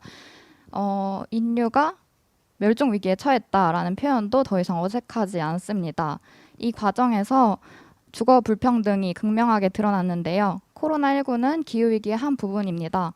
코로나19가 찾아왔을 때 안전한 공간이 있는 자와 또 없는 자는 극명히 나뉘었고 고시원, 홈리스, 쪽방촌, 반지하 등 주거 취약계층에게 집에 머물라라는 말은 안전을 담보하지 못했습니다. 또 코로나로 수입이 적어졌는데 월세날은 계속 돌아왔습니다. 한국에서는 착한 임대인 캠페인 수준이었지만 세계 곳곳에서는 무상 주거 또 임대료 동결을 요구하는 급진적인 운동이 일어나기도 했습니다.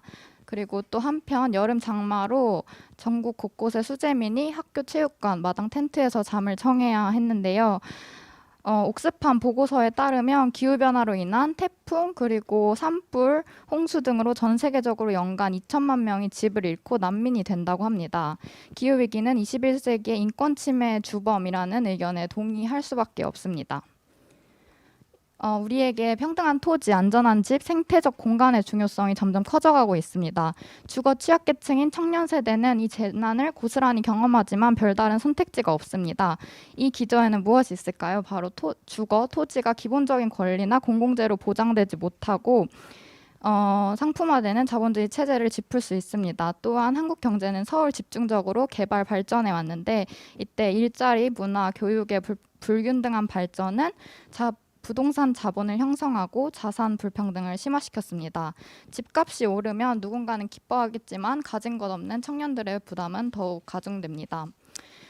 청년 주거 문제는 사회의 자원과 권력이 불평등하게 분배되어 있음을 증명하고 있습니다. 그래서 현재 주거 토지 담론의 오류를 짚으며 연구 의의를 살펴보겠습니다. 저희 연구에서는 땅과 집을 보는 시선이 이제는 바뀌어야 한다고 생각을 하고 주거 토지 문제를 다루는 담론을 오류를 짚어보는데요. 첫 번째 오류는 자연과 사회를 분리해서 생각하듯이 기후 문제와 주거 문제를 분리해서 말해온 것입니다. 또 두 번째는 주거 문제를 부동산 수요, 공급 문제나 경제적 불평등의 문제로만 환원을 하고 화폐로 물질적으로 측정할 수 없는 사람의 마음과 마음틀을 배제해온 것입니다. 그래서 우리는 이 지점을 넘어서고 다음 4가지를 강조하고자 합니다. 첫 번째는 기후위기와 주거 문제의 교차성을 모색하는 것이고 두 번째는 이제 토지 정의와 기후 정의로 담론을 확장하는 것입니다. 그리고 세 번째는 공동체 풀뿌리 관계망의 형성과 그 과정을 살펴보도록 하겠고요. 네 번째는 이러한 현상의 기저에 있는 어떤 사람의 마음과 멘탈리티를 살피고자 합니다. 네. 그래서 이 4가지의 전환의 담론을 제안하는데요. 첫 번째 기후 정의부터 토지 공개념, 커먼즈, 지오 멘탈리티를 살펴보겠습니다. 네. 첫 번째는 기후 정의의 접근입니다. 기후 정의는 기후 위기가 인류 공동의 책임이 아니라 어떤 가해국과 피해국, 가해 계급과 피해 계급이 뚜렷이 나뉘는 문제라고 봅니다. 예를 들어서 북반구와 남반구의 책임이 동등하지 않고 자본가와 노동자, 기성세대와 미래세대의 온실가스 배출량과 기후위기의 책임이 동일하지 않습니다. 하지만 기후위기를 초래한 국가와 집단은 그 영향을 적게 받고 온실가스 배출의 책임은 지지 않고 있습니다. 이것이 교정해야 할 부정이고 그리고 지금 재난이 차별적으로 닥치고 있다는 것을 인식하는 것이 기후 정의에 있어 중요한 지점입니다. 따라서 주거 불평등은 기후 정의의 영역에 포함됩니다. 주거 불평등은 세대 간 불평등이며 계급 간 불평등이기 때문입니다. 네, 탄소 배출이 적은 계층이 기후위기 피해를 보기 쉬운 계층이 되고 기존의 불평등과 차별에 노출되었던 집단이 기후위기 취약 계층이 된다는 것을 우리는 알 수 있습니다. 기후정의 운동에서는 책임 있는 자가 전환 비용을 부담하고 책임이 적은 자가 피해를 받지 않도록 요구하는데요. 그래서 다음으로 기후운동과 주거권 운동의 적극적인 연대의 가능성을 말하고 싶습니다. 이것은 이미 미국에서 증명이 되었는데요. 미국 기후정의단체 썰라이즈 무브먼트는 하우징 이즈 휴먼 라이트, 그러니까 주거가 인권이다라는 슬로건을 들었습니다. 정의로운 사회를 위한 요구가 기후위기 대응이라는 것입니다. 또한 기후정의운동, 세입자, 저소득층 세입자로 구성된 주거정의 단체에서는 주거권을 그린 뉴딜 추진의 핵심적인 의제로 끌어오기도 했습니다. 네, 그래서 그렇다면 기후위기 시대의 주거 그리고 토지를 바라보는 시선 어떠해야 할까? 어떤 이론들을 하나씩 짚어보고자 합니다. 그래서 그 첫 번째가 토지 공개념의 관점입니다. 헨리 조지는 진보 속에서 빈곤이 발생하는 이유를 밝히며 부의 집중이 계속 확대되는 원인은 토지의 사적 소유에 있다고 말을 합니다. 토지의 사적 소유는 불로소득을 발생시켜서 지속적인 진보에 필요한 평등과 자유를 파괴합니다. 그 해결책은 토지에서 생기는 불로소득을 환수해서 공공의 이익을 위해 쓰는 것입니다. 네. 이는 토지와 자본의 본질적인 차이에 기초를 두는데요. 자유시장 사회에서는 생산에 기여한 만큼 경제적 대가를 받는 것이 원칙입니다. 그런데 이제 토지가 뭐 생산에 어떤 기여를 하든 토지 소유자의 노력에서 기인한 것이 아니기 때문에 토지는 자본의 형태로 간주될 수가 없는 것이죠. 그래서 토지와 천년자원의 가치를 조세로 걷고 그 대신 다른 조세를 철폐하자는 토지 단일세를 헨리 조지가 주장을 했습니다. 여기에서는 저희 연구에서는 한국 사회의 토지 공개념을 도입하는 현실적인 방안으로 토지 보유세 강화와 토지 공공임대제 그리고 토지 임대부 주택 도입을 살펴보았습니다. 헨리 조지의 문제 제기를 통해서 한국 사회의 부동산 문제를 해결하기 위해서는 토지의 공공성을 회복해야 한다는 힌트를 얻을 수 있는데요. 그러나 현실에서 완전한 대안이 될 수 있을지는 질문이 남습니다. 우리가 해결해야 할 것은 주거 문제만이 아니기 때문입니다. 네, 그래서 이것을 더 확장하자면 헨리 조지는 토지를 단순한 땅이 아니라 인간이 만들지 않은 모든 자연적 요소 그리고 자연이 제공하는 모든 기회의 힘으로 정의를 했습니다. 그 지점에서 자연, 공공재로부터 나오는 공적 이익의 환수 그리고 분배를 넘어서 개발로 인한 환경 피해, 그로 인한 공적 피해 보상과 복원에 대한 논의까지 확장될 가능성을 볼 수 있습니다. 그래서 저희 연구에서는 이런 확장을 헨리 조지의 녹색화로 명명을 하고 네, 토지 정의와 기후 정의의 연결을 통한 전환의 담론을 모색하려고 합니다. 네. 두 번째는 커먼즈의 가능성인데요. 커먼즈는 공동의 것이어야 할 많은 것들이 자본의 영역으로 흡수되는 신자유주의 자본주의 시스템에 대해 문제를 제기합니다. 또한 땅을 가진 자와 땅을 가지지 못한 자, 국유와 사유라는 이분법을 넘어서는 관계들에 대한 가능성을 품습니다. 커먼즈는 좁은 의미에서 이제 공유지로 번역이 되는데요.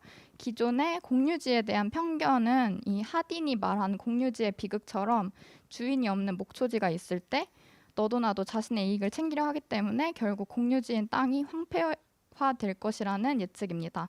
이는 강한 국가와 시장의 필요로 연결이 되는데요. 그러나 오래전부터 삶에 반드시 필수적인 것들에 대해서 시장을 통하지 않고도 공동으로 누릴 수 있도록 공동체가 함께 소유하는 방식이 역사적으로 존재해 왔습니다. 주인이 없는 것이 아니라 오히려 모두가 주인이라는 것인데요. 따라서 커먼즈를 이야기하는 사람들은 다수가 공동으로 사용하는 재화뿐만 아니라 그것을 둘러싼 주체들과 그것이 맺는 관계를 살펴봐야 한다고 봅니다. 토지 문제와 커먼즈는 어떻게 연결될 수 있을까요? 터전을 함께 사용하는 집합적 주체가 되는 일인 커머닝은 자원을 관리한다는 관점에서 벗어나 어떤 생태계의 그물망 속에서 땅과 나의 수평적인 관계를 인식할 가능성을 엽니다. 그러니까 커먼즈는 땅을 중앙에서 관리하거나 상품 형태로 소유하지 않아도 모두가 땅을 향유할 수 있는 어떤 구성원들이 주체가 되어 나가는 그런 관계들을 제시를 하는 것이죠. 네. 그리고 마지막으로 지오 멘탈리티를 살펴보려고 하는데요. 지오 멘탈리티는 문화 지리학의 개념으로 조금 생소하실 것도 같습니다. 그런데 우리말로 하자면 땅을 보는 마음틀 혹은 토지관을 얘기를 하고요. 지오 멘탈리티는 사람들의 마음속에 오랫동안 자리하고 있어서 땅을 보는 시선과 관점을 형성을 합니다. 이제 어떤 문화적인 저런 풍수지리 같은 문화적인 현상의 기저에는 지오 멘탈리티가 놓여 있습니다. 이제 한번 만들어져 자리 잡은 지오 멘탈리티는 당연한 상식이 되기 쉬운데요. 마치 우리가 북극을 위로 둔 지도가 이상하다는 생각을 하지 않는 것과 같습니다. 사실 우주에는 아래 위가 따로 없는데도 말이죠. 이렇듯 우리가 자각하지 못하는 이데올로기, 세계관, 마음틀이 분명히 땅과 집을 보는 시선에도 깃들어 있습니다.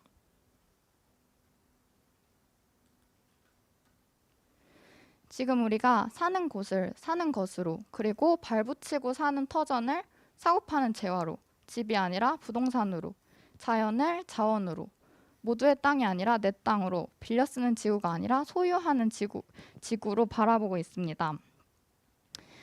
과거에는 이전의 사람들은 균형 잡힌 지오 멘탈리티를 가지고 살았지만 우리 시대를 둘러싼 기후 위기에서 볼 수 있듯이 지금은 이 균형에 균열이 잡혔다, 균열이 생겼다라고 볼 수 있습니다. 한편 지오 멘탈리티를 토지 문제와 주거 문제에 적용하면 다음과 같은 질문들을 던질 수 있어야 합니다. 이제는 수요 공급의 관점이나 경제적 불평등의 문제로만 파악하는 것을 넘어서 부동산 투기도 문화가 되어버린 시대에 사람들은 집과 땅을 어떻게 바라보고 있는가 하는 물음을 던질 수 있습니다. 그리고 그렇다면 우리는 어떤 지오 멘탈리티가 필요할까 또 질문을 해야 하는데요. 지속 가능한 궤도로 우리 사회와 자연을 묻어들어가게 하는 회복적 지오 멘탈리티의 생각이 멉니다. 이때 생태 시티즌십이나 환경 스튜어드십이 하나의 대안이 될 수 있겠습니다. 앞선 이러한 이론들은 자연을 상품으로 자원으로 이윤 축적 수단으로 보는 관점이 환경 파괴와 주거 불평등을 가지고 왔다라는 것을 보여주고 앞으로 기후위기 시대에 땅과 집이 기존의 개념과 완전히 달라져야 함을 보여줍니다. 우리가 앞으로 말해야 되는 녹색 전환이란 단지 재생에너지 그리고 전기 자동차, 그린 리모델링 같은 친환경 기술로의 전환뿐만 아니라 어떤 소유의 전환까지 이어져야 합니다. 기후위기 대응은 기후위기를 만들어낸 이윤을 위해 사람과 자연을 착취해온 부정의한 구체제와 결별하고 새로운 시스템을 구성해 나가는 관점, 그러한 과정이 되어야 합니다. 저희가 연구에서 강조하고 싶은 것은 기후위기의 당사자성이 필요한 시기라는 것입니다. 그런데 이때 주거 불평등이나 주거권 보장이 우리가 말할 수 있는 가장 가까운 의제라고 생각을 합니다. 이런 것들이 청년들이 피부로 체감하는 삶의 경험이기 때문인데요. 기후위기가 사실 그 단어 자체로 많이 절망적이고 또 부정적인 의미로 바로 다가오는 그런 단어이지만 이제는 우리가 건강 그리고 안전, 대비, 평등과 같은 전환의 언어를 더 많이 찾아갔으면 좋겠습니다.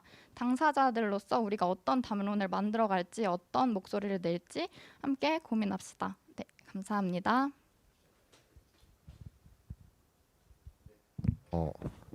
사실 지금 이낙영 선생님만 발표를 해주시긴 했지만 여기 옆에 장윤석 선생님이나 소하연 선생님도 함께 연구를 해주셔서 너무 고생을 하신 것 같다는 생각이 들었고요. 이어서 바로 김혜민 선생님의 토론 듣도록 하겠습니다. 굉장히 많은 자료들을 준비해 주셔서 꼭 이 토론문 외에도 다른 자료들도 같이 봐주셨으면 좋겠다는 생각을 토론자로서 좀 하고요. 자신의 집에서 자신의 세계를 가지고 있는 사람보다 행복한 사람은 없다라는 말이 있습니다. 이 말처럼 우리가 행복을 추구하는 것 그리고 집과 세계에서 행복을 추구할 수 있는 것은 사실상 기본권과 가장 밀접하게 연결되어 있는 내용일 텐데요. 이런 부분이 지금 이 담론 여러 가지 이야기를 해주셨지만 이 담론들이 어떻게 현실과 연결될 수 있는지에 대해서도 고민이 필요한 지점인 것 같긴 합니다. 또한 발제는 빠져 있지만 자료에서 볼 수 있는 내용인데요. 지금 녹지에 대한 얘기가 많이 발제에서 빠져 있었지만 녹지에 대한 우리의 담론도 더욱더 필요하다는 생각이 듭니다. 예를 들면 이제 숲세권이라는 말이나 녹지도 자본이다 이런 말을 아파트 광고에서 보곤 하는데요. 그러니까 이런 부분들이 아니라 녹지가 실제로 우리 사회의 위기와 재난에 어떻게 도움을 주고 그것이 왜 필요한지에 대한 그 녹지의 중요성을 깨우는 것이 앞서 말씀해주신 땅에 대한 마음의 틀을 새로이 정리하는 과정이 될 수 있다라고 생각을 합니다. 또한 이제 저는 연구에 대해서 좀 세부적으로 말씀드리고 싶은 것들이 몇 가지 있는데요. 주택 공급률 100% 이야기들은 사실 굉장히 많은 주거 문제를 다룰 때 하는 이야기긴 합니다. 하지만 앞선 첫 번째 발제에서도 말씀해 주신 분들이 계시지만 1가구 1주택 담론 자체가 변화돼야 할 필요성은 있다라고 생각이 듭니다. 그래서 공급률 초점을 맞춰서 이제 비판하는 내용보다는 우리가 기준을 어떻게 세울 것인가, 집을 누가 갖고 어떻게 가져야 할 것인가 이런 기준에 대한 이야기들을 꼭 한번 나누어 주셨으면 좋겠고요. 그런 측면에서 이제 임대주택 확대에 대한 어떤 비판적 시각들이 있습니다. 아무래도 건축물을 지을 때 발생하는 탄소 배출이라든지 건축물 안에서 사는 사람들의 탄소 배출에 대한 부분들을 짚어주셨는데요. 그렇기 때문에 주거라는 것이 이제는 모여 살고 빌려 살고 나눠 사는 것이 주거라는 것이다라는 담론이 이제 기후 위기에서 새롭게 마냥 새롭진 않지만 다시금 떠오르는 담론이어야 된다는 생각이 듭니다. 그렇게 기본권을 보장하는 주거 공간에 대한 확보 그리고 어떻게 지을 것인가 그러면 이런 부분까지 같이 이야기를 해주셔야 한다는 생각도 들고요.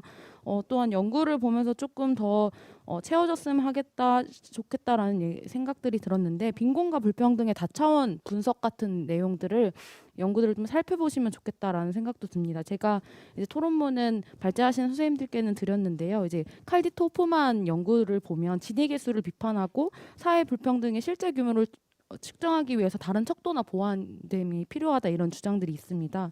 연구에서도 이제 지적하고 있다시피 이제 지표로 모든 것들을 바라보는 것 자체에 오류를 두고 계시지만 그럼 우리는 어떤 지표를 보아야 하는가에 대한 이야기도 필요합니다. 우리가 대부분 금융기관 지표들을 중심으로 보고 있는데요. 그럼 우리는 어떤 지표로 기후위기를 측정하고 기후위기 안에서 주거 문제를 말할 수 있는가에 대한 이야기들도 좀 필요하다라는 생각이 들고요. 그래서 지금 지표나 제도, 지금 사용되고 있는 지표나 제도 그리고 정책이 가진 특수성이나 자료들을 가지고 현실을 파악해서 이 지점에서 반박을 시작하는 것 또한 담론을 생성하기에 좋은 연구. 또한 이미 이 제도 안에서 살아가고 있는 사람들에게 더욱더 친근한 담론이 될 수 있을 것 같다는 생각이 들고요. 또 이제 헨리 조지의 녹색화로 명명을 하고 이제 헨리 조지의 토지공 개념을 확장시켜 나갈 필요가 있겠다라고 주장을 해주셨는데 이 내용의 의미에서는 굉장히 공감을 하지만 우리가 녹색화라는 개념 자체가 가진 어떤 또 반대 논리들이 많기 때문에 이 녹색화라는 것이 어떤 의미를 갖고 있는지 좀 더 위험한 내용은 없는지 이런 것들을 좀 살펴볼 필요가 있고 이에 대한 연구자분들의 의견도 좀 듣고 싶고요. 마지막으로 이제 연구 방법론에 대한 이야기를 좀 드리고 싶습니다. 본 연구는 액티비스트 리서치라는 방법론을 선택하셨습니다. 그래서 저는 굉장히 훌륭하고 새로운 연구 방법론이라고 생각은 들지만 그러면은 이 연구 방법론이 무엇인지 조금 더 설명이 필요하다라는 생각이 들고요. 또한 이런 담론을 만드는 연구에서 이런 방법론이 왜 필요한지에 대한 설명도 조금 더 추가적으로 해주셨으면 좋겠다는 생각이 듭니다. 앞서서 이제 발제자분들께서도 설명해 주셨지만 사실 기후위기를 고려하면 인류에게 시간이 얼마 남지 않았습니다. 그렇기 때문에 우리가 어떤 담론을 빠르게 확산시켜 나갈 것인가가 굉장히 중요한데요. 앞서서도 이제 우리가 그럼에도 불구하고 더 긍정적인 담론들을 말해야 한다라고 말씀해 주신 것처럼 기후위기라는 거대한 위기 앞에서 두려움이 아니라 호혜로 말 거는 것은 굉장히 어렵겠지만 모두의 지속적인 노력이 필요하다라는 생각에 공감합니다. 예, 감사합니다. 네, 세 분 발제자님과 한 분 토론자님의 말씀 잘 들었고요. 저희가 약간 시간이 제약되다 보니까 조금 빠르게 진행을 해보도록 하겠습니다. 제 생각에 약간 댓글에 나온 이야기들을 조금만 나눠보고 그 세 분 발제자님이 그 토론자님이 주셨던 마지막 질문에 대해서 조금 답변을 해주시면서 소감과 토론자님도 이어서 끝나고 나서 소감을 좀 얘기해 주시면서 마무리하면 좋을 것 같은데요. 일단 댓글을 보면서 저는 너무 놀랐어요. 다들 약간 이렇게 생각을 할 수 있구나라는 것에 대해서 굉장히 좀 많은 공감을 해주셨던 것 같고 이 너무 내용 자체가 유익한 부분들이 많아서 자료들을 꼼꼼히 훑어보고 싶다라는 의견을 많이 주셨어서 진짜 세 분 많이 고생하셨다는 말씀 다시 한번 전달드리고 싶고요. 그 하나 더는 죄송해요. 빨리 진행을 하게 되다 보니까 네. 중절모 라이언님이 기후 위기로 인한 주거 문제는 청년만의 문제가 아니다. 에너지 효율을 높이고 단열 난방이 되는 설계 규제를 만들자는 정책 제안이 올해 서울 청년 정책 네트워크 기후분과에서 제안되었다는 말씀을 주셨습니다. 사실 앞에서 한번 말씀드리긴 했는데 서울 청년 정책 네트워크라고 청년 당사자들이 청년 문제 혹은 우리 사회의 문제를 함께 풀어가는 협력적 거버넌스가 진행이 되고 있는데요. 이런 활동들을 통해서 이런 좋은 정책 제안들이 계속 발전되어 나가서 기후 위기를 좀 극복할 수 있는 새로운 대안이 되면 좋겠다는 생각이 듭니다. 네, 이어서 그 발제자분들의 그 토론자님에 대한 질문에 대한 답변과 좀 마무리 소감 들으면서 조금 이야기 들어도 될까요?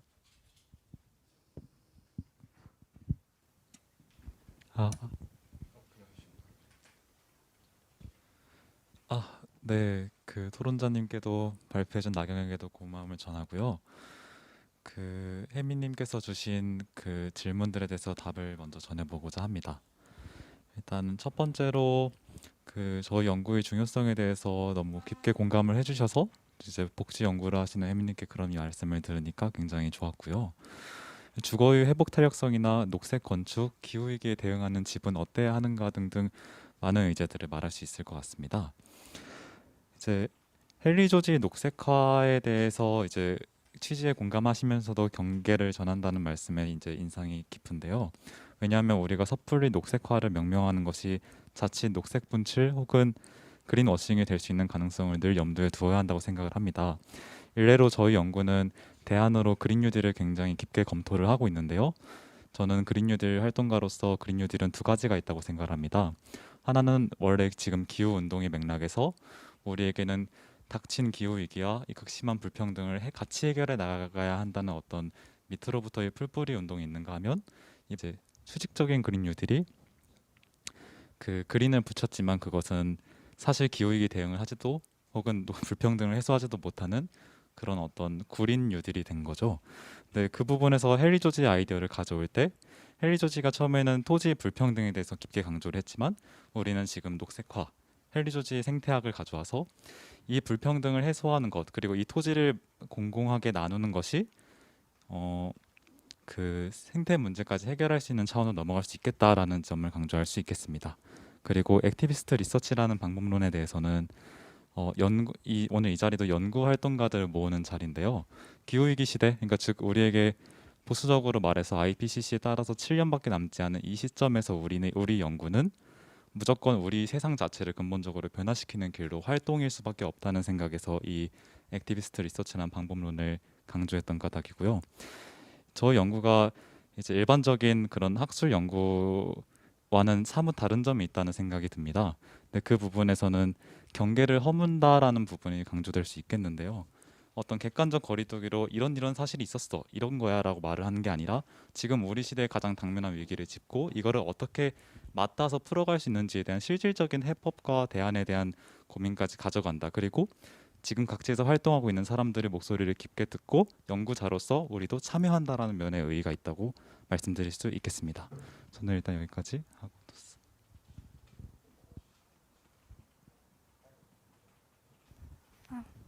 하고 이렇게 같이 공부하고 이런 주제를 가지고 같이 연구를 하시는 분들 얘기도 들어볼 수 있는 자리에 이렇게 올 수 있어서 되게 감사한 것 같고 가장 앞에 선 당사자로서 무슨 얘기를 할 수 있을까? 우리 위치성으로 특히 무슨 얘기를 할 수 있을까? 이런 고민도 더 해보면 좋겠다는 생각이 들었던 것 같습니다. 감사합니다. 제가 뭐 수치나 굉장히 구체적인 부분들이 더 포함됐으면 좋겠다 이런 말씀을 드렸는데요. 사실 그런 연구는 우리 사회에 너무 많습니다. 그렇기 때문에 이런 담론들을 던지는 내용들이 너무나 중요하고 사실 유튜브에 지금 시청하고 계시는 분들도 발제가 자료가 너무 유익하다고 말씀해 주시는데 이제는 우리가 철학적인 담론을 펼치고 그 토대에서 우리가 위기를 극복해 나가는 경로를 설계하는 것이 너무 중요하겠다는 생각이 듭니다. 네, 오늘 너무 좋은 시간 만들어 주셔서 감사합니다. 네, 저희가 오늘 자료집에 실려 있는 자료는 중간 보고서고요. 이제 커먼즈 이제 지오멘탈리티 토지공개념 기후정의들이 담론을 검토하고 이제 관계 활동자들을 만나면서 이후에는 결과 보고서에는 이분들과의 만남과 재원을 같이 가져갈 생각입니다. 그것도 많은 관심을 주셨으면 좋겠고, 오늘 이 자리에 함께하지 못했지만 이제 저희는 4명의 연구자들이 색깔을 풀어나가는 방식으로 가져가고 있고, 이 시원 토지공개념을 이제 정리했던 시원이에게도 영광을 돌리고 싶습니다. 제가 마무리를 하면서 끝내면 좋을 것 같은데요. 사실 끝에 윤성님이 갑자기 깨알 홍보를 해주셔서 너무 감사한데, 저희가 사실 앞에서 저희 처음 말씀드렸지만 민대평양 유니온에서 운영하는 서울시 청년주거상담센터의 슬기로운 연구생활이라는 연구 지원 사업을 통해서 오늘 세 팀의 발제팀과 토론을 들을 수 있었습니다. 오늘 자리는 사실 저희 지원 사업팀에서는 약간 중간 보고의 성격이 좀 있는 것이었고, 이후 연말에 최종 보고를 할 예정이라서 이 결과 보고서가 나오면 또 많은 분들이 관심을 가지고 정말 오늘 발표 너무 전 좋았거든요. 이런 연구 결과물들을 또 본인들의 생각이나 혹은 우리 사회의 생각을 발전시키는데 잘 활용하면 좋을 것 같습니다. 네, 장시간 함께해 주셔서 감사하고요. 네, 이상으로 저희 슬기로운 연구생활 세션 마무리하도록 하겠습니다. 다들 고생하셨습니다.